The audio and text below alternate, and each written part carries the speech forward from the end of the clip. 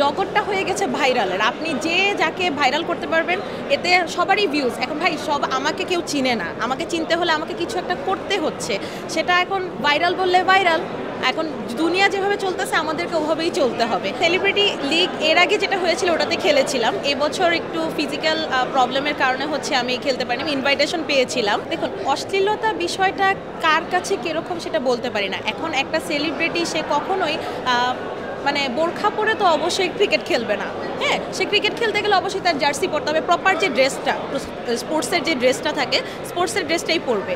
তো আলটিমেটলি এটার কারণে যদি কেউ অশ্লীলতা প্রকাশ করে, দেখেন এখন কিভাবে কাকে প্রেজেন্ট করা হচ্ছে সেটা আসলে মেন্টালিটি আমাদের, আমি কিভাবে দেখছি সেটা সম্পূর্ণ আমার উপরে।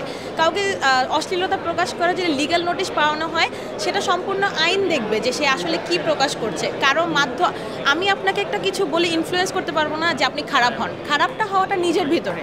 কিন্তু আমি আশা করি ভাইরাল বেশি দিন টিকে না, ভাইরালের ভাইরাসটা একদিন সবাই নর্মালি চিন্তা করবে যে না, যে যার ক্যাটাগরিতে নিজের যোগ্যতা অনুযায়ী দাঁড়াচ্ছে, ভাইরাল আসলে কিছুই না। কিন্তু আমি আসলে ওটাকে মনে করি একটা স্পেস পাওয়া, যে যেই স্পেসের কারণে হচ্ছে আমাকে চিনছে, আরও 10টা মানুষ দেখছে, ভালো লাগে। এটা আসলে কি সবাই একটা খুব সুন্দর বিনোদনপূর্ণ একটা মুহূর্ত কাটায়, সবার সাথে একটা ভালো সম্পর্ক তৈরি হয়।